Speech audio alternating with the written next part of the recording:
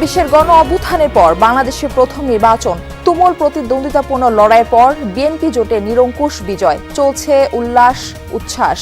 এখনো কয়েকটি আসনে চলছে ভোট গণনা, ঘোষিত হচ্ছে চূড়ান্ত ফলাফল। বাংলাদেশ দেখল পরাজয়ের পরও প্রতিপক্ষকে অভিবাদন ও শুভেচ্ছা জানানোর বিরল দৃশ্য। এসবই ত্রয়োদশ জাতীয় সংসদ নির্বাচনের সৌন্দর্য।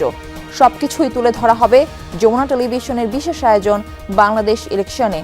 আপনার সাথে রয়েছি আমি মারফি রহমান। শুরুতেই জানিয়ে দিব শিরোনামগুলো।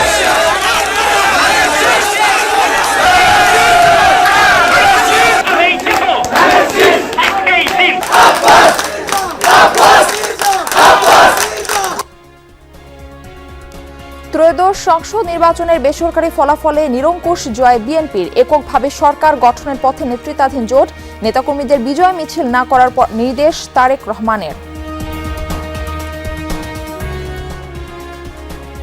জনরায়ের বিরুদ্ধে ষড়যন্ত্র চলছে দাবি জামায়াত সহ 11 দলীয় জোটের। কয়েকটি আসনের ফলাফল টেম্পারিং আর ভোট সংখ্যা কমানোর অভিযোগ।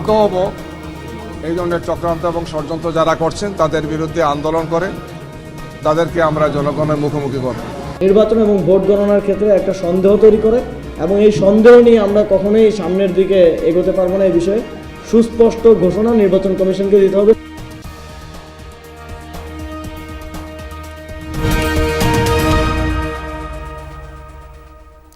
এতক্ষণ জানাচ্ছিলাম শিরোনাম, এখন বিস্তারিত জানাবো। ত্রয়োদশ জাতীয় সংসদ নির্বাচনে ম্যাজিক ফিগারের পর রেকর্ড গড়ল বিএনপি। একজন প্রার্থীর মৃত্যুর কারণে শেরপুর 3-এ ভোট হয়নি। 299টি আসনের মধ্যে বিএনপি ও জোটের প্রার্থীরা জয় পেয়েছে 212 আসনে। 2 দশক পর দল হিসেবে ফের এককভাবে সরকার গঠনের পথে জাতীয়তাবাদী দল। জামায়াত সহ 11 দলীয় ঐক্য 70 আসনে জয় পেয়েছে। স্বতন্ত্র 6 প্রার্থী বিজয়ী। আদালতের নিষেধাজ্ঞায় ফলাফল ঘোষণা করা যাচ্ছে না শেরপুর 2, চট্টগ্রাম 2 ও চট্টগ্রাম 4 আসনে। তাই 296 আসনের বেসরকারি ফলাফল প্রকাশ করা হচ্ছে।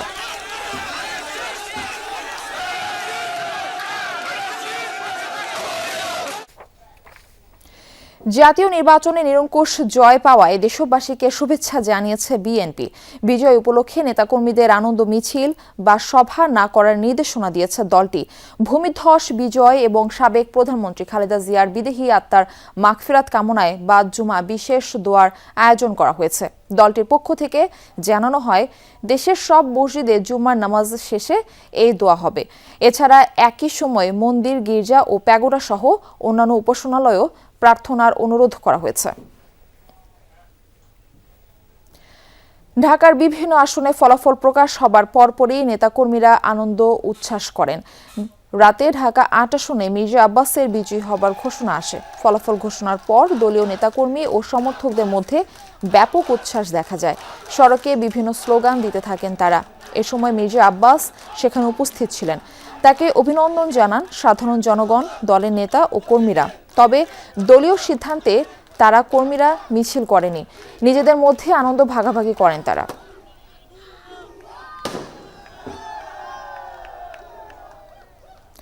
গণনা প্রক্রিয়া ফলাফল দিতে দেরি হওয়া এসবই ইসির বিশেষ উদ্দেশ্য সাধনের অংশ বলে অভিযোগ করেছে জামায়াত ইসলামী। রাতে নির্বাচন কমিশনে এসে এসব কথা বলেন দলটির মুখপাত্র এহসানুল হক জুবায়ের। এ ধরনের ষড়যন্ত্র রুখতে দেশবাসীকে সাথে নিয়ে প্রতিবাদ করা হবে বলেও হুঁশিয়ারি দেন তিনি। অফিসার, সহকারী রিটার্নিং অফিসার এবং ইসির সদস্য যারা আছেন, নির্বাচনের ফলাফল ঘোষণার ক্ষেত্রে তারা অস্বাভাবিকভাবে কিছু কিছু ক্ষেত্রে বিলম্ব করছেন। আমরা বাধ্য হব এই ধরনের চক্রান্ত এবং ষড়যন্ত্র যারা করছেন তাদের বিরুদ্ধে আন্দোলন করে তাদেরকে আমরা জনগণের মুখোমুখি করব। নির্বাচনের ফলাফল টেম্পারিং এর অভিযোগ তুললেন এনসিপির মুখপাত্র আসিফ মাহমুদ। কেন্দ্রে প্রিজাইডিং অফিসার আটকে রেখে 11 দলীয় জোটের ভোট সংখ্যা কমানোর দাবি তার। গত মধ্যরাতে এনসিপির প্রধান কার্যালয়ে সংবাদ সম্মেলনে এসব কথা বলেন তিনি। কিছু জায়গায় খুবই কম মার্জিন আমরা দেখেছি, অনেকেই হেরে গেছেন, অনেকেই জিতে গেছেন। 200, 300, 500 ভোট, 1000 ভোট, 2000 ভোট। সেখানে যদি এরকম 3000, 4000 ভোটের হিসাবে কেন্দ্রের হিসাবে একরকম, রিটার্নিং কর্মকর্তার হিসাবে একরকম, মিডিয়াতে অন্যরকম আমরা দেখতে পাই, এটা আমাদের মধ্যে একটা সুষ্ঠু নিরপেক্ষ নির্বাচন এবং ভোট গণনার ক্ষেত্রে একটা সন্দেহ তৈরি করে এবং এই সন্দেহ নিয়ে আমরা কখনোই সামনের দিকে এগোতে পারবো না। এই বিষয়ে সুস্পষ্ট ঘোষণা নির্বাচন কমিশনকে দিতে হবে। সংসদ নির্বাচন ও গণভোটের ফলাফলের খোঁজ রাখতে নির্বাচন কমিশনে রয়েছেন আমাদের দুজন সহকর্মী সুমাইয়া ঐশী ও মশিউর অনিক। এ পর্যায়ে সরাসরি আমরা যুক্ত হচ্ছি তাদের সাথে, তাদের কাছ থেকে এই ঘন্টার আপডেট জানব। আপনাদের কাছ থেকে জানতে চাই যে আসনগুলোর ফলাফল এখনো ঘোষিত হয়নি তার বিলম্বের কারণ আসলে কি? সারা রাতই তো বেশ কয়েকজন প্রার্থী ফল পুনর্গণনার অভিযোগ জানিয়েছেন। এই ব্যাপারে ইসি কি কোনো সিদ্ধান্ত নিয়েছে কিনা?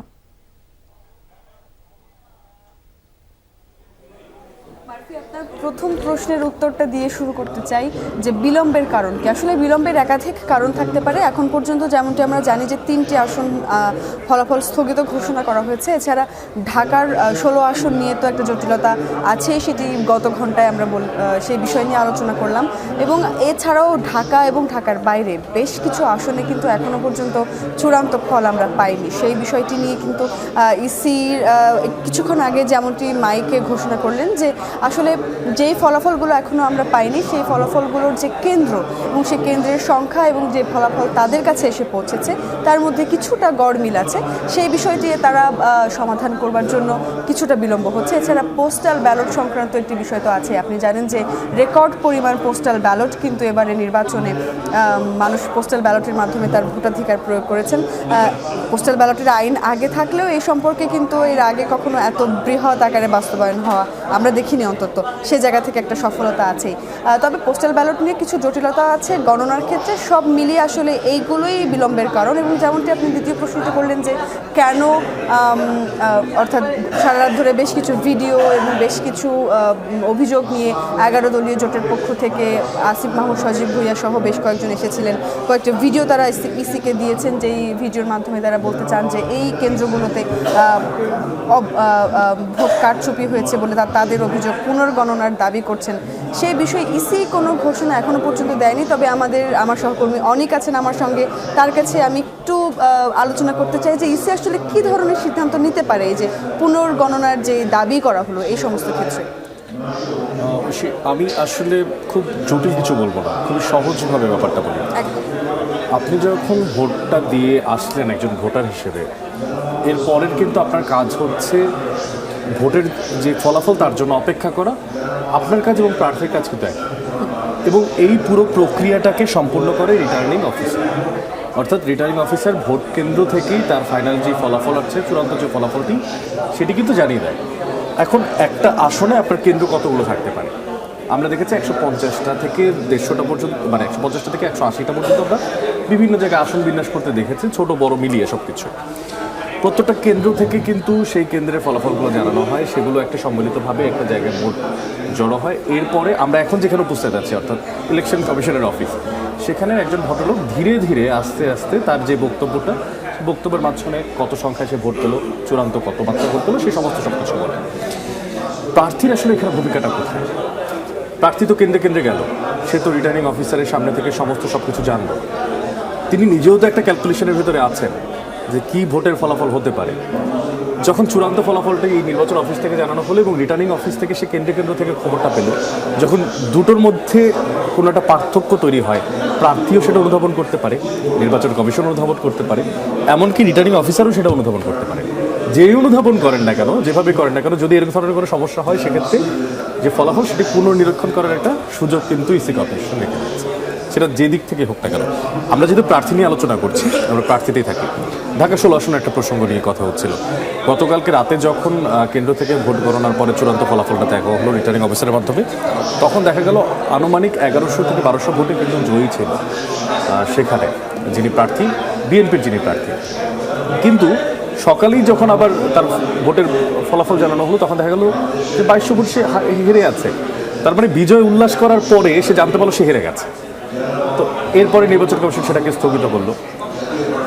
নির্বাচন কমিশন স্থগিত করার পরে তিনি তার জায়গা থেকে একটা লিখিত যে অভিযোগ, সেই অভিযোগটা তিনি সেখানে জানাবেন। জানানোর পরে সেটা নির্বাচন কমিশন আনুষ্ঠানিকভাবে সেটাকে পুনর্নিরীক্ষণ করে সেটাকে আবার জানাবে। এই হচ্ছে পুরো প্রক্রিয়াটা। এর মাঝখানে আরও অনেক ধরনের দ্বিধা থাকতে পারে। কেউ বলতে পারেন যে না, আমার এখানে যে ব্যালটগুলোকে দেওয়া হয়েছে বা যে ব্যালটগুলো এসেছে সেগুলো পুরোপুরিভাবে পৌঁছায় নেই, কিংবা যিনি রিটার্নিং অফিসার আছেন তিনি বলতে পারেন না, আমি সব কিছু বুঝে পাইনি ঠিকভাবে, সেক্ষেত্রে স্থগিত করতে পারেন। পুনর্নিরীক্ষণ শুধুমাত্র প্রার্থী তখনই করতে পারেন যখন প্রার্থী সন্তুষ্ট নয়। সেটা রিটার্নিং অফিসার দ্বারা সন্তুষ্ট না হতে পারেন, নির্বাচন কমিশন দ্বারা সন্তুষ্ট না হতে পারেন, এমনকি তার প্রতিপক্ষ তার উপরে কোনো একটা অভিযোগ বর্তি দিতে পারে। তবে পুনর্গণনার জন্য যে মৌখিক দাবি জানানো হয়েছে তেমনটি খবর আমরা পেয়েছি, তবে লিখিতভাবে আইন সিদ্ধ পদ্ধতিতে যে অভিযোগটি দায়ের করার কথা সেটি কিন্তু দেওয়া হয়েছে বলে সেরকম খবর আমরা এখনো পাইনি। না, পাইনি। আমরা আরপিওর কথাই বলছিলাম। আরপিওতে রুলসেই আসলে বলা আছে যে একজন প্রার্থী কী কী করতে পারবেন, কী কী করতে পারবেন না, এবং সেই সমস্ত রুলসগুলো ভায়োলেশন করার মাধ্যমে সে যদি, মানে আমি বলছি যে আসলে হেভিলি ভায়োলেশনের কথা, হেভিলি ভায়োলেশনের মাধ্যমে যদি কোনো ধরনের কোনো ইম্প্যাক্ট নির্বাচনের ফলাফলে তিনি ফেলেন, সেক্ষেত্রে নির্বাচনের ফলাফলে চূড়ান্ত ফলাফল ঘোষণার আগ মুহূর্ত পর্যন্ত সেই আসলে সেই প্রার্থীর বিরুদ্ধে যে কোনো ধরনের ব্যবস্থা নেওয়ার মতো এখতিয়ার কিন্তু নির্বাচন কমিশনের আছে। একদম। এবং সেক্ষেত্রে যদি পুনর্গণনার সিদ্ধান্ত ইসি নিয়ে থাকে তাহলে তো ভোটের ফল ঘোষণায় আরও বেশ খানিকটা দেরি হতে পারে। তা তো হবেই, তা তো স্বাভাবিকভাবে হবে। আপনি যেহেতু আলোচনা করছি, আমাদের আলোচনার টেবিলটা কিন্তু এখানে, কিন্তু এই বিষয়টা প্রসঙ্গে কিন্তু অনেক বৃহৎ। আপনি জানেন এখন পর্যন্ত অনেকগুলো আসনের ফলাফল দিয়ে দেওয়া হয়ে গেছে, চূড়ান্ত প্রতিবেদন আমরা জানিয়ে দিয়েছি, আপনিও জানিয়েছেন কিছুক্ষণ আগে, আমি দেখলাম গাজীপুরের একটা। তো এইভাবে আমিও জানাচ্ছি, আপনিও জানাচ্ছেন, কিন্তু সেই সমস্ত আসনগুলোর পরিবিন্যাসটা আসলে কীভাবে করা হবে, কখন করা হবে, কতটা সময়ের মধ্যে করা হবে, সেটা একটা প্রাসঙ্গিক বিষয়। এবার নির্বাচনটা অনেকটা শান্তিপূর্ণভাবে সম্পন্ন হয়েছে, গোলযোগ অনেক কম দেখা গেছে। তবে একটা বিষয় কিন্তু উল্লেখ করতে হয় অনেক, কারণ এবারে কিন্তু আচরণবিধি লঙ্ঘন কিংবা ভোটারদের বা প্রার্থীদের ক্ষেত্রে অভিযোগ এসেছে, তবে বৃহৎ আকারে ওইভাবে খুব বেশি আসেনি। তবে একটা জিনিস কিন্তু দেখা গিয়েছে যে সোশ্যাল মিডিয়ায় গোপন কক্ষের মধ্যে যারা ব্যালটে সিল দিচ্ছেন, সেই সিল মার্কা অবস্থায় তারা ছবি তুলে ফেসবুকে পোস্ট করছেন, এটা কিন্তু আচরণবিধি লঙ্ঘন। এটা আচরণবিধি লঙ্ঘন। এখানে আমি আসলে বট বাহিনীর প্রসঙ্গের একটা কথা বলতে পারি, খুব সাধারণভাবে আপনি শুনেছেন নিশ্চয়ই, বট বাহিনীর একটা বিষয় আছে। এখন এই বট বাহিনীটা কি, আপনি যদি তাদেরকে ভোটার হিসেবে খুঁজতে চান পাবেন না, কিন্তু তাদের অস্তিত্ব কিন্তু আছে। একদম। এবং এইগুলো চলতেই থাকবে মারফি। আমরাও প্রত্যেক ঘন্টায় আপনার মাধ্যমে হয়তো দর্শকদেরকে জানিয়ে দেব যে কি চলছে আসলে ইসিতে, এবং ঠিক কখন নাগাদ আমরা চূড়ান্ত যে ফল, অর্থাৎ কে জিতলো, কে হারলো, কে সরকার গঠন করতে চলেছে, সেই চূড়ান্ত ফল হয়তো আপনার মাধ্যমে দর্শকদেরকে জানাতে পারবো। যদিও এখন পর্যন্ত বেশ কিছু আসনে বিএনপি জিতে আছে, জামাতে ইসলামীর বেশ কিছু আসনে তারা বেশ কিছু আসনে তারাও এগিয়ে আছে, তবে চূড়ান্ত ফল কিন্তু ইসি ঘোষণা করবেন, তবে তার জন্য কিছুটা অপেক্ষা আমাদের করতেই হবে। হাতিয়ায় রয়েছেন আমাদের আরেক সহকর্মী অপূর্ব আলাউদ্দিন, তিনি জানাবেন আমাদেরকে সেখানকার আপডেট। আমরা যুক্ত হচ্ছি তার সাথে। অপূর্ব, আপনি যে এলাকায় রয়েছেন সেখানকার ভোটের ফলাফলে তারা কতটা সন্তুষ্ট, স্থানীয়দের জন্য কেমন হলো এই নির্বাচন, সব মিলিয়ে একটু জানতে চাচ্ছি। মারফি, আমি আছি নোয়াখালীর হাতিয়া উপজেলা। এটা একটি দ্বীপ উপজেলা। আর নোয়াখালীর 6টি আসনের মধ্যে 5টি আসনে বিএনপির প্রার্থীরা নিরঙ্কুশভাবে জয়লাভ করেছেন। একমাত্র হাতিয়াতে এখানে 10 জোটের এনসিপি প্রার্থী, জুলাই আন্দোলনের যে নেতা, অন্যতম নেতা হান্নান মাসুদ, তিনি নির্বাচিত হয়েছেন। তিনি পেয়েছেন 90,172 ভোট, এবং তার প্রতিদ্বন্দ্বী যিনি আছেন ধানের শীষ, তিনি পেয়েছেন 63,792 ভোট।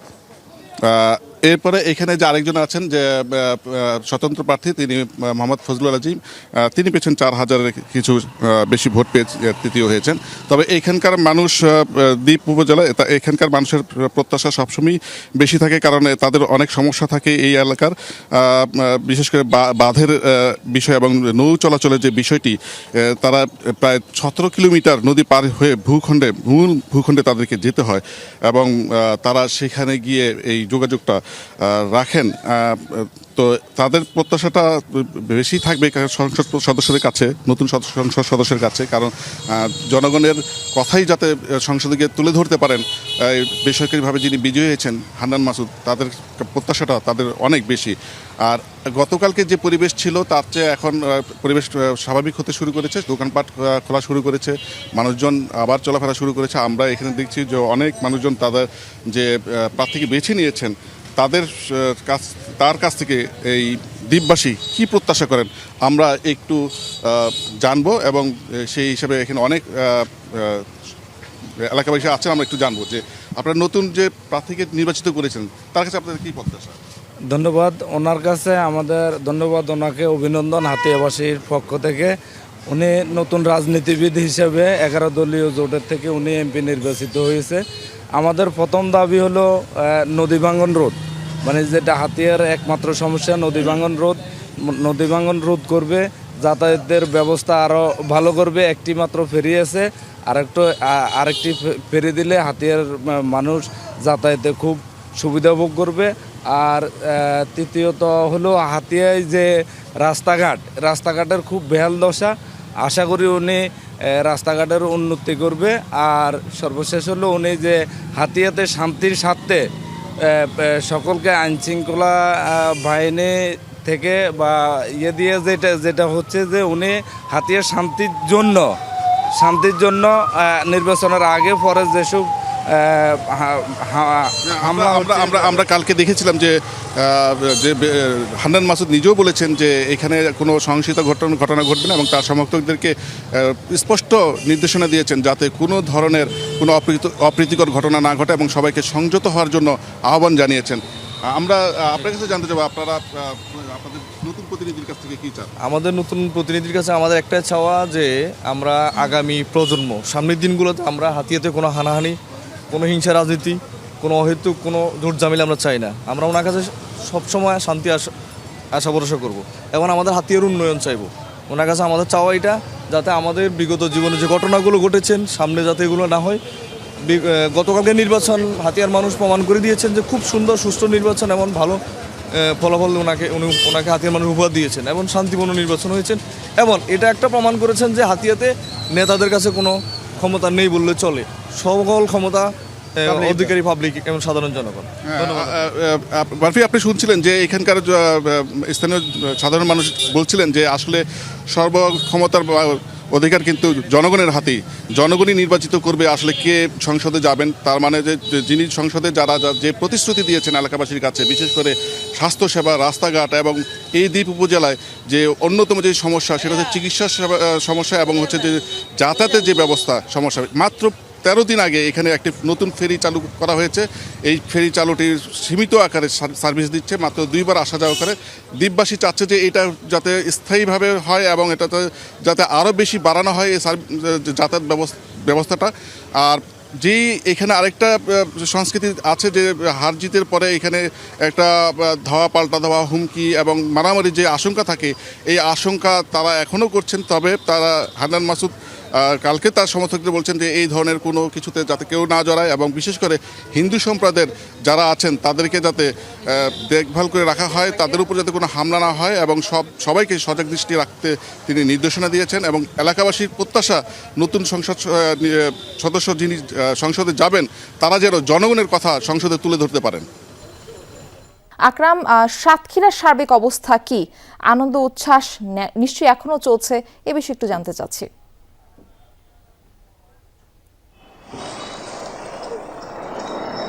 মারফি, সাতক্ষীরার যেটি বলছিলেন বিজয়ী প্রার্থীর যে কর্মী সমর্থক তাদের যে আনন্দ উচ্ছ্বাস, সেটি গতকাল রাত যখন বিভিন্ন কেন্দ্র থেকে রেজাল্ট আসতে শুরু করে এবং তাদের প্রার্থীরা যখন জয়ের দ্বার প্রান্তে পৌঁছে যায় বা ফলাফল মোটামুটি নিশ্চিত হয়ে যায়, তখনই কিন্তু তারা আনন্দ উল্লাস এবং যে বিভিন্ন প্রান্ত থেকে কর্মী সমর্থকরা যে মিছিল সেটি শুরু করে, আনন্দ উল্লাস প্রকাশ করতে শুরু করে। এবং আমাদের সাতক্ষীরার যে 4টি আসন, সেই 4টি আসনে কিন্তু ভূমিধস বিজয় হয়েছে জামাত ইসলামী বাংলাদেশের। সাতক্ষীরা যে এক আসনে এখানে জিতেছেন অধ্যক্ষ ইজ্জতুল্লাহ জামাত ইসলামের যিনি প্রার্থী, তিনি জিতেছেন হচ্ছে 23,727 ভোটে তিনি কিন্তু জয়লাভ করেছেন এবং তিনি মোট ভোট পেয়েছেন 1,93,722টি।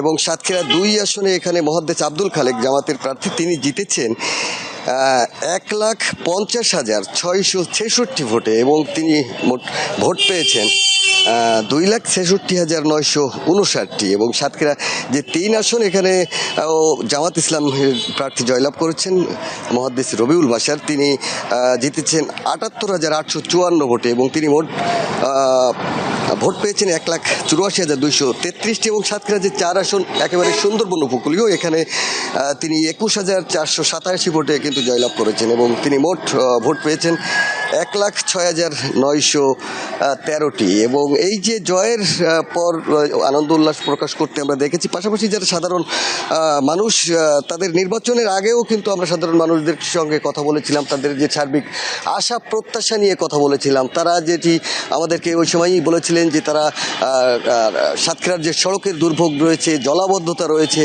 এসবগুলোর উন্নয়ন চান, স্বাস্থ্যসেবার উন্নয়ন চান এবং দুর্নীতিমুক্ত যে একটি সমাজ ব্যবস্থা গড়ে তোলার যে প্রত্যয় তারা ব্যক্ত করেছেন। এবং জয়ের পরও আমরা যে সাধারণ মানুষের সঙ্গে কথা বলছি, তারা সেই একই প্রত্যাশা ব্যক্ত করছেন এবং তারা এই সকল জামায়াতের যারা প্রার্থী নির্বাচিত হয়েছেন তাদের কাছে দুর্নীতিমুক্ত সমাজ ব্যবস্থা গড়ে তোলা এবং সমাজের উন্নয়ন করা, সাতক্ষীরার যে সকল বড় ধরনের সমস্যা রয়েছে, জলাবদ্ধতা, সড়কের দুর্ভোগ, এই সকল ব্যবস্থার তারা সমাধান করবেন, উন্নয়ন করবেন এমন প্রত্যাশা করছেন। পাশাপাশি সাতক্ষীরার কিন্তু একটি সুন্দরবন রয়েছে, সেই সুন্দরবনের যে পর্যটকদের সংখ্যা কিন্তু দিন দিন কমছে। যে সুন্দরবনের যেন একটু অবকাঠামোগত উন্নয়ন এবং পর্যটক বাড়ানোর জন্য যে সকল পদক্ষেপ গ্রহণ করা দরকার সেগুলো কিন্তু তারা সাতক্ষীরার যারা সাধারণ মানুষ তারা প্রত্যাশা করছেন। মার্ফি।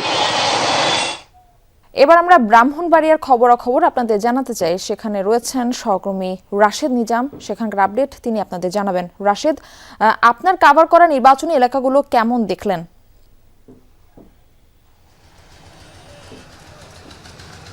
মার্ফি, ব্রাহ্মণবাড়িয়াবাসীর জন্য আজকে একটি নতুন দিন, বাংলাদেশের জন্য নতুন দিন। তবে ব্রাহ্মণবাড়িয়ার কথা যদি বলি, আমি সকালে একটি চায়ের দোকানে বসে গল্প করছিলাম বেশ কয়েকজনের সাথে। তারাও অনেকটা সংঘাতপ্রবণ এলাকা, যেহেতু ব্রাহ্মণবাড়িয়া সবাই জানে, তো এখানে একেবারেই বলা যায় যে শান্তিপূর্ণ ইলেকশন হয়েছে। এই জন্য ব্রাহ্মণবাড়িয়ার সাধারণ যারা লোকজন তারাও কিন্তু আমাদের সাথে কথা বলেছেন যে তারা এমন নির্বাচন কখনোই দেখেননি এবং এই বিষয়গুলো নিয়ে তারা নিজেরাও নিজেদের মধ্যে আলোচনা করছিলেন।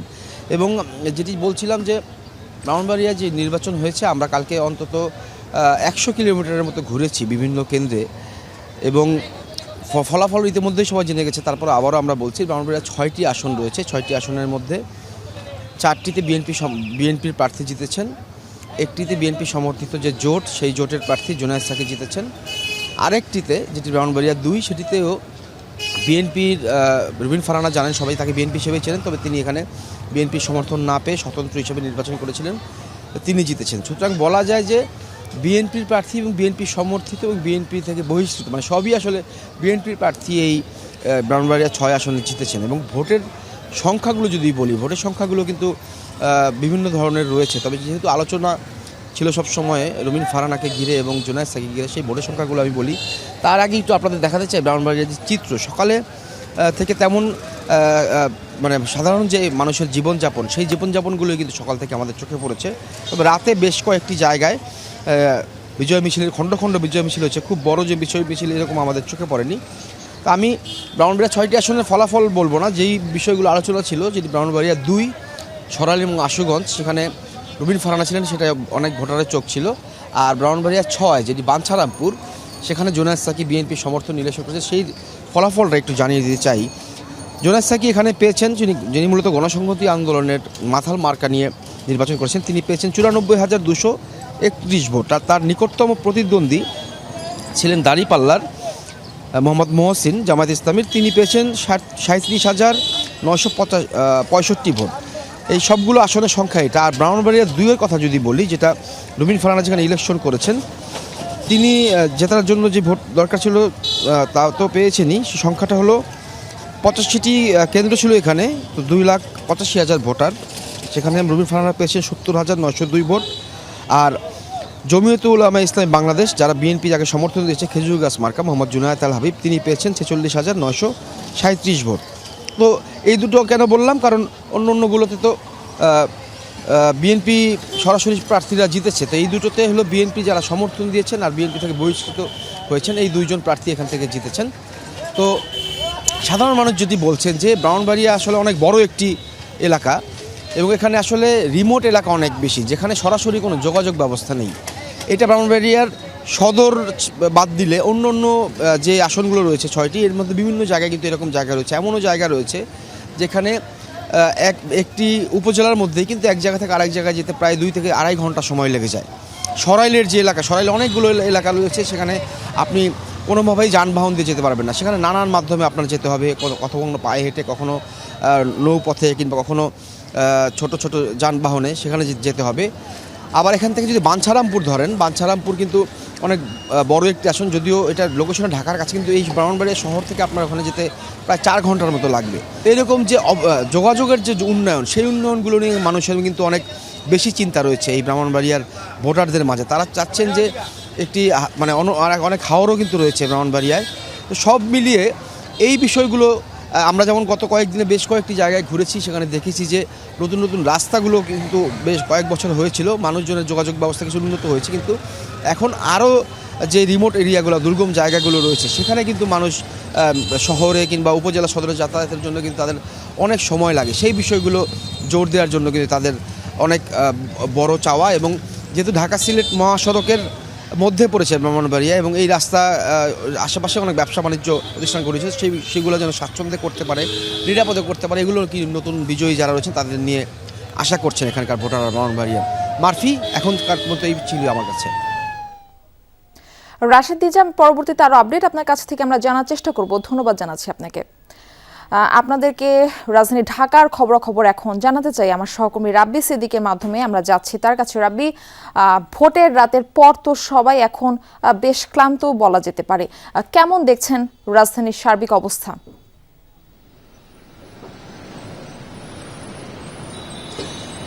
রাজধানী কিন্তু এখনো আর মোড়া ভেঙে উঠেনি, মানে এখনো রাজধানীর শহরে ঘুম ভাঙেনি।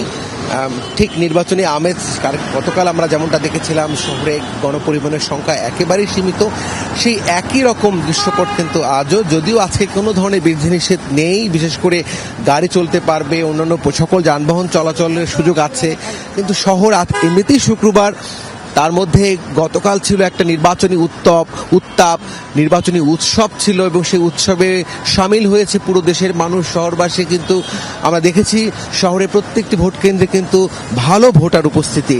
আসলে সব মিলিয়ে ছুটির আমেজ চলছে, এবং বলা যায় যে আমাদের প্রধান উপদেষ্টা তিনি যেমন বলেছেন যে ঈদের একটা উৎসব, ঈদের একটা আমেজ শুরু হয়েছে, সেই ঈদ ছুটি কিন্তু চলছে এই শহরে। আর একটু বিষয় বলে রাখি যে যেহেতু আপনারা জানেন যে জয় পরাজয়ের এরই মধ্যে নির্ধারিত হয়ে গেছে, অনেক হেভিওয়েট প্রার্থী কিন্তু বিএনপির প্রতিদ্বন্দ্বী প্রার্থীর কাছে পরাজিত হয়েছে, আবার বিএনপির অনেক হেভিওয়েট প্রার্থী জামাতের কাছে পরাজিত হয়েছে। তো এই কারণে আসলে আইন শৃঙ্খলা বাহিনী কিন্তু আগে থেকে তৎপর আছে, কোনো ধরনের কোনো মিছিল, মিটিং বা কোনো শোডাউন করা যাবে না।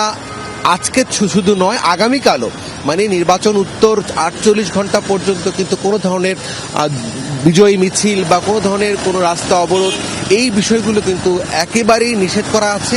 গতকাল আমরা দেখেছিলাম সেনাবাহিনী তৎপরতায় যদিও পরিস্থিতি শান্ত করা হয়েছে, মামুনুল হকের যারা সমর্থক আছেন তারা যখন শুনেছে প্রতিদ্বন্দ্বী প্রার্থী বিএনপির ববি হাজ্জাজ বিজয়ী হচ্ছে, তাদের প্রার্থী হেরে যাচ্ছে, তখন কিন্তু তারা মোহাম্মদপুর সড়ক অবরোধের চেষ্টা করেছিল।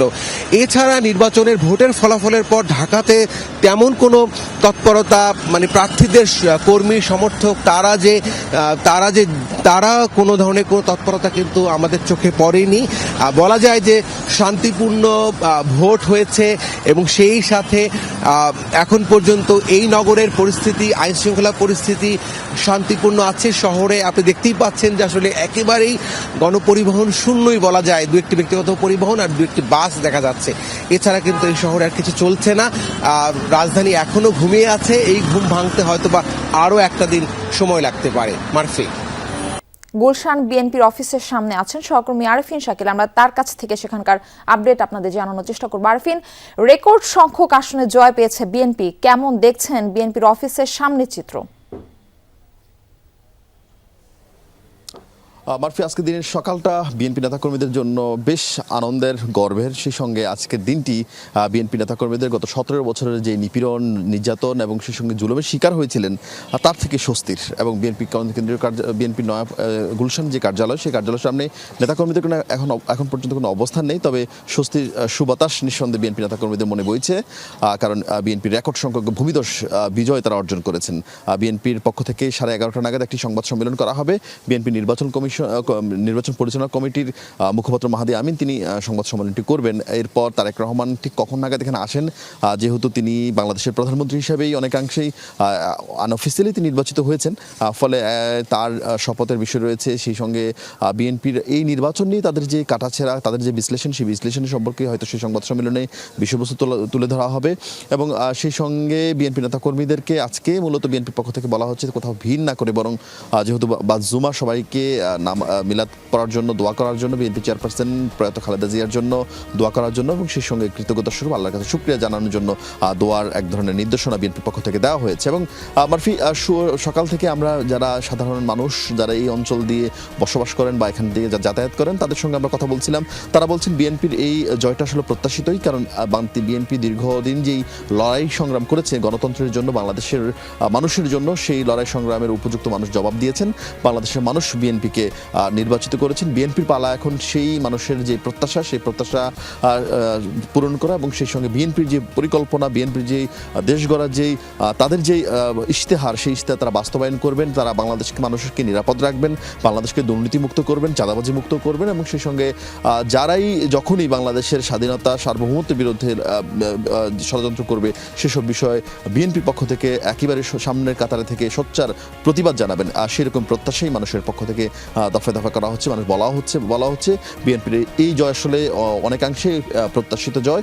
তবে কিছু কিছু আসনে ঢাকার, বিশেষ করে ঢাকার বেশ কয়েকটি আসন, ঢাকা 4, 5, ঢাকা সেই সঙ্গে ঢাকা 12, মিরপুর অঞ্চলে 3টি আসন, ঢাকা 14, 15, 16 এই আসনগুলোতে বিএনপির যে পরাজয় সেটি অনেকাংশেই বিএনপি নেতাকর্মীদেরকে হতাশ করেছে, হতবাক করেছে। কারণ এইসব আসনে বিএনপি শক্তিশালী প্রার্থী ছিলেন, কিন্তু সেখানে সাধারণ মানুষের রায় কিন্তু বিএনপির বিরুদ্ধে গেছে। তার তবুও সারা বাংলাদেশে বিএনপির পক্ষে মানুষ যে গণজোয়ার তৈরি হয়েছে, বিএনপির পক্ষে মানুষের যে রায় এসছে, সেই রায়কে বিএনপি নেতাকর্মীরা যেমন স্বাগত জানাচ্ছেন, তেমনি তারা বলছেন গত 17 বছর তারা যে নিপীড়নের শিকার হয়েছেন, তারা চেষ্টা করবেন সেরকম নিপীড়নের শিকার যেন বাংলাদেশের অন্য কোনো রাজনৈতিক দল, অন্য কোনো মানুষ যেন হতে না হয়, সেই দায়িত্বটুকু তারা সবচেয়ে বেশি পালন করার চেষ্টা করবেন। হয়তো সময় বাড়ার সঙ্গে সঙ্গে, যেহেতু কালকে সারা রাত মূলত এই জায়গা অর্থাৎ কেন্দ্রীয় গুলশান কার্যালয়ের সামনে বিএনপি নেতাকর্মীদের অবস্থান ছিলেন, মুহুর্মুহু স্লোগান ছিলেন, তারা উচ্ছ্বাস প্রকাশ করছিলেন, তারা স্বস্তি প্রকাশ করছিলেন। ফলে খুব স্বাভাবিকভাবে তারা সকালে আসেননি, তবে দুপুরের পর থেকে বা বেলা বাড়ার সঙ্গে সঙ্গে তারা আসবেন। তারেক রহমান যখনই এই কার্যালয়ে আসবেন, নিঃসন্দেহে তার আগমনকে ঘিরে নেতাকর্মীদের বাড়তি উল্লাস উন্মাদনা থাকবে। এবং বিএনপির পক্ষ থেকে বিজয় মিছিল না করার নির্দেশনা দেওয়া হয়েছে। বলা হচ্ছে কোথাও বিজয় মিছিল না করতে, বরং দোয়া করার জন্য বেশি বিএনপির পক্ষ থেকে নির্দেশনা রাখা হয়েছে। এবং এখন পর্যন্ত শুধুমাত্র গুলশান কার্যালয়ের সামনে গণমাধ্যমের, সাংবাদিক এবং পুলিশ সদস্য ছাড়া সেই অর্থে আসলে কেউ নেই। বিএনপির সিনিয়র নেতৃবৃন্দ কিংবা জুনিয়র নেতৃবৃন্দ কেউ আসলে কিন্তু এই কার্যালয়ের দিকে আসেননি। যারা আসছেন তারা মূলত নির্বাচন পরিচালনা কমিটি যে অফিস, সেই অফিসের দিকে যাচ্ছেন। এবং গতকাল থেকেই বিএনপি নেতাকর্মীর মধ্যে যে টানটান উত্তেজনা ছিল, এবং তারা বলছেন যে এই নির্বাচনটি আসলে বেশ অনেক বছর পর বাংলাদেশের মানুষ যেই স্বস্তি নিয়ে যে নিরাপদে তারা ভোট দিয়েছেন, সেই রেজাল্টটা আসলে সেই রকম একটি উত্তেজনাপূর্ণ সময় পার করতে হয়েছে। দিন শেষে বিএনপি নেতাকর্মীরা শেষ হাসলেন এবং তারা মনে করছেন তাদের জন্য যে জয়, সেই জয় তাদের জন্য দায়িত্ব এবং সেই দায়িত্ব তারা আগামীতে পালন করতে চান, যাতে করে পরবর্তী নির্বাচন বৈতরণীতে বিএনপিকে এতটা কষ্ট করতে না হয়। মারফি, সারা দেশে জাতীয় ত্রয়োদশ সংসদ নির্বাচনের ফলাফল ঘোষণার পর থেকেই আনন্দ উল্লাসে মেতেছেন ধানের শীষের নেতাকর্মীরা। চট্টগ্রামের সার্বিক পরিস্থিতি জানাতে আমাদের সঙ্গে যুক্ত হচ্ছেন সহকর্মী জোবায়েদ ইবনে শাহাদাত। আমরা তার কাছে যাচ্ছি। জোবায়েদ, এই মুহূর্তে কোন এলাকায় আপনি রয়েছেন আর সেখানকার সার্বিক চিত্র কেমন দেখছেন আমরা জানতে চাচ্ছি।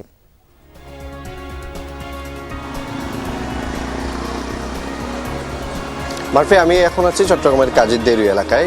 এই কাজীরদেউরি এলাকারই আশেপাশে 3জন বিএনপি প্রার্থী ছিলেন, যা সংসদ সদস্য প্রার্থী, যারা 3জনই জয়লাভ করেছেন। কিন্তু তাদের বাসায় আমরা গিয়ে ঘুরে দেখেছি, সেখানে আমরা কিন্তু ওরকম কোনো নেতাকর্মী বা প্রার্থী কাউকে পাইনি। এছাড়া চট্টগ্রাম মহানগর বিএনপির কার্যালয় যেটা ছিল সেখানেও আমরা গিয়েছি, সেখানেও আমরা দেখেছি একেবারে ওরকম কোনো যে মানুষজনের আনাগোনা এমন কিছু নেই। সাধারণভাবেই যেরকম টুকটাক মানুষজন একটা দুটা আসে সেরকমই ছিল। কিন্তু এখন পর্যন্ত কোনো আনন্দ মিছিল, উচ্ছ্বাস, উল্লাস এমন কিছু করতে দেখিনি। প্রার্থীদের বাসাতেও আমরা কোনো রকম নেতাকর্মীকে আসতে দেখিনি এবং সেখানে এখন পর্যন্ত কোনো প্রার্থীকেও আমরা বাইরে দেখিনি। বিএনপি থেকে চট্টগ্রাম মহানগর বিএনপির একজন দায়িত্বশীল নেতার সাথে আমি কথা বলেছি, তিনি যেমনটা জানালেন এবার বিজয় মিছিলের ক্ষেত্রে কিছুটা তাদের নির্দেশনা আছে, তারা বিজয় মিছিল করতে চান না। জুমার নামাজের পরে একটা দলীয় নির্দেশনা আসলে তারপর তারা হয়তো তাদের প্রার্থীদের সাথে বসে কথা বলে একটা তাদের হয়তো মত বিনিময় করতে পারেন বা শোভাযাত্রা বা এমন কিছু তারা করতে পারেন, এমনটা তারা জানিয়েছেন। তো এছাড়া সাধারণ মানুষের সাথে কথা বলেছি, গতকালের নির্বাচন নিয়ে তাদের প্রতিক্রিয়া জানার চেষ্টা করেছি। তারা বলছেন এই নির্বাচনটা অনেকটাই তাদের কাছে গ্রহণযোগ্য, অবাধ সুষ্ঠু যেহেতু হয়েছে, একটা মাইলস্টোন পার করার মতো তাদের কাছে মনে হয়েছে এবং তারা যে উৎকণ্ঠা উদ্বেগ নিয়েছিলেন সেটা সেরকম কিছুই হয়নি। একেবারে শান্তিপূর্ণ একটি নির্বাচন হয়েছে, যেই নির্বাচনের আশা দীর্ঘদিন ধরে তারা দেখেছেন, যে নির্বাচনটা এইবার তারা পেয়েছেন। আইন শৃঙ্খলা রক্ষাকারী বাহিনী, বিশেষ করে সেনাবাহিনীর ভূমিকাকে তারা বাহবা দিচ্ছেন। একই কাজটা আমরা দেখেছি যারা প্রার্থীরা আছেন, নেতাকর্মীরা আছেন, বিভিন্ন দলে যারাই প্রার্থী হয়েছেন প্রত্যেকেই আইন শৃঙ্খলা রক্ষাকারী বাহিনী এবং সেনাবাহিনীর ভূমিকাকে প্রশংসা করেছেন এবং তারা এই যে নির্বাচনের ধারাটা, এই গণতান্ত্রিক ধারাটা অব্যাহত থাকবে এমনটাই চাইছেন, সেটা প্রার্থী, নেতাকর্মী, সাধারণ জনগণ সবাই। এ পর্যায়ে সুমাইয়া, ঐশী ও মশিউর অনেক আবার আমাদের সঙ্গে যুক্ত হচ্ছেন। তাদের কাছে যাব এই ঘন্টার আপডেট জানতে। আপনাদের কাছে জানতে চাই, ঢাকা 10 আসনে এখনো তো ফলাফল ঘোষিত হয়নি, দেরি হওয়ার কারণ কি? আরেকটা প্রশ্ন রয়েছে, এই মুহূর্তে নির্বাচন কমিশনের সার্বিক চিত্রটা কেমন দেখছেন?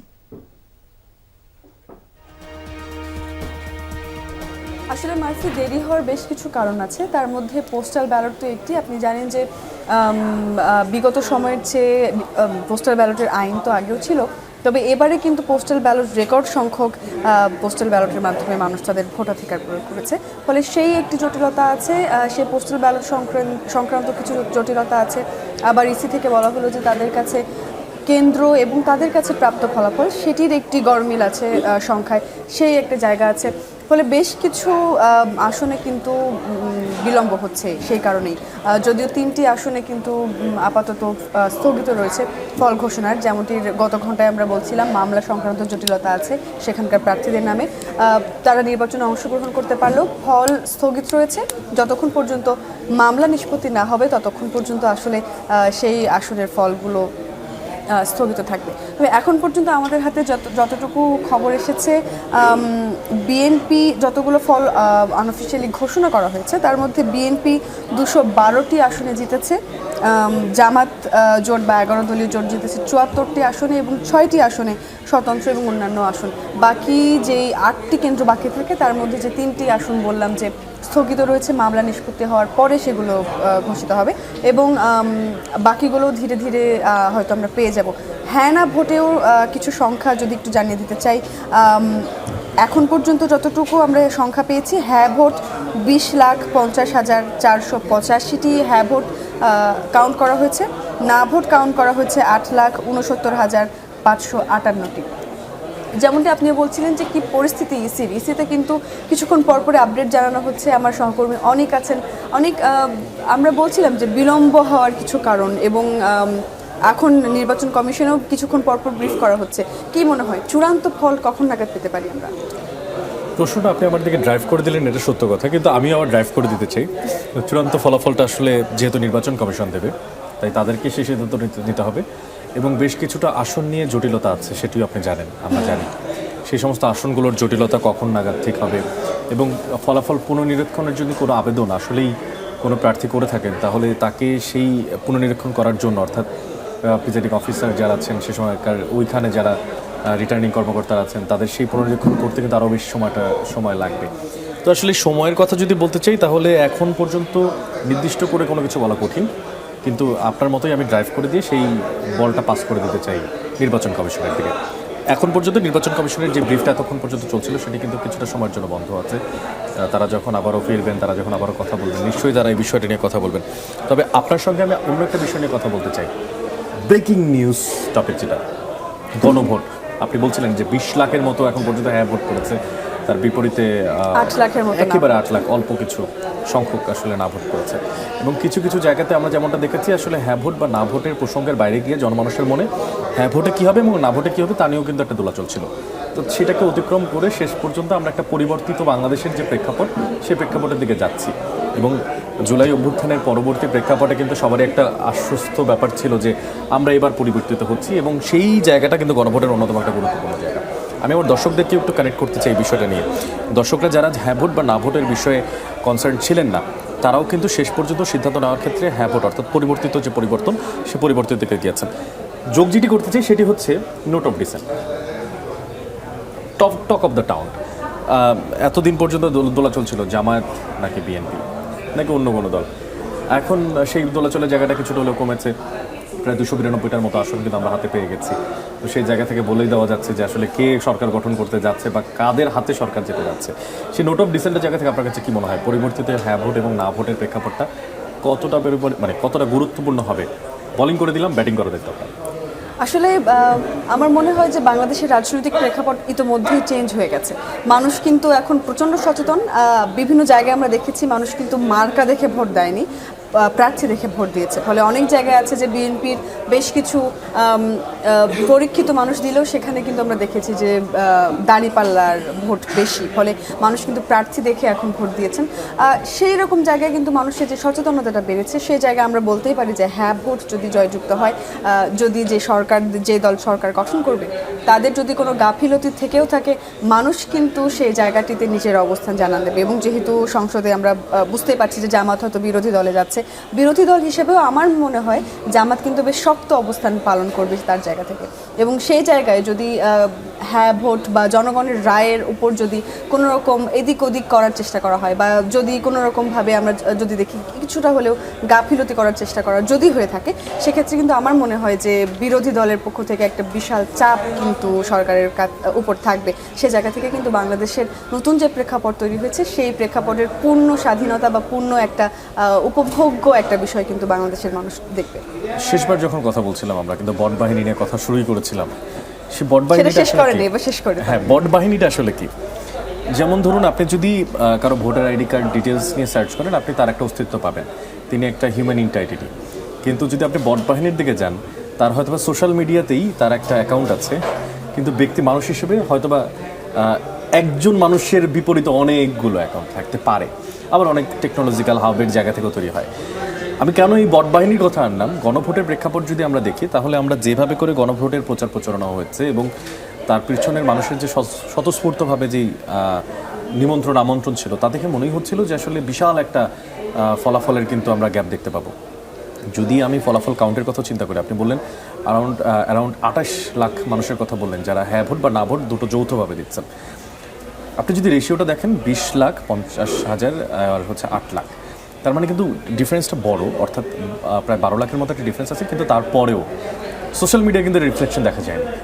সোশ্যাল মিডিয়াতে কিন্তু আমরা হ্যাঁ ভোটটাই বেশি দেখেছি। তো তেমনি নির্বাচনের প্রেক্ষাপটে যখন আমরা কেন্দ্রে কেন্দ্রে গিয়েছিলাম, বা যখন নির্বাচন আমরা যখন সংবাদ সংগ্রহ করছিলাম একবার নির্বাচনের শুরু থেকে, দর্শকদের সঙ্গে থেকে আমরা ছিলাম, সেই সময় কিন্তু আমরা দেখেছিলাম যে না, একটা নির্দিষ্ট দল বা নির্দিষ্ট পার্টির প্রতি কিন্তু বেশ কিছুটা ঝোঁক আছে। ফলাফল কিন্তু সেটা দিচ্ছে না ইঙ্গিত। তো এই বট বাহিনী নিয়ে আসলে আপনার কি মনে হয় যে আসলে আমাদের কি এমন আছে যে আমরা হয়তো বা সোশ্যাল মিডিয়াতে একরকম দেখাচ্ছি, কিন্তু আসলে আমরা ধারণ করছি অন্য কিছু? সেরকম হতেই পারে, এবং সেরকম এই ইলেকশনেও বেশ কিছু কিছু জায়গায় আমরা সেই প্রতিফলন দেখেছি। তবে বট বাহিনী যেমনই হোক, বাংলাদেশের মানুষ কিন্তু এখন বেশ সচেতন। মানুষ সোশ্যাল মিডিয়ায় যা দেখে সরাসরি তাই বিশ্বাস এখন কিছুটা হলেও কম করে। মানুষ কিন্তু যাচাই করতে চায়। আপনার সঙ্গে আমি খুবই একমত। এবং এই যাচাই বাছাইয়ের মাধ্যমে মানুষ তার সঠিক যোগ্য প্রার্থীকে বেছে নিয়েছে, এবং মানুষ কিন্তু মনে করে যে এই যে পরিবর্তনটি হলো, সেই পরিবর্তনের মাধ্যমে নতুন এক বাংলাদেশের সূচনা হলো। এবং যেই বাংলাদেশে নতুন করে মানুষ স্বপ্ন দেখবে, এবং এই স্বপ্ন দেখার মধ্যে যদি কোনো দলের বা কোনো রাজনৈতিক দলের ইন্ধন হয় বিপরীতমুখী, মানুষ কিন্তু সেই বিপরীতমুখী ইন্ধনকে প্রতিহত করবে একযোগে।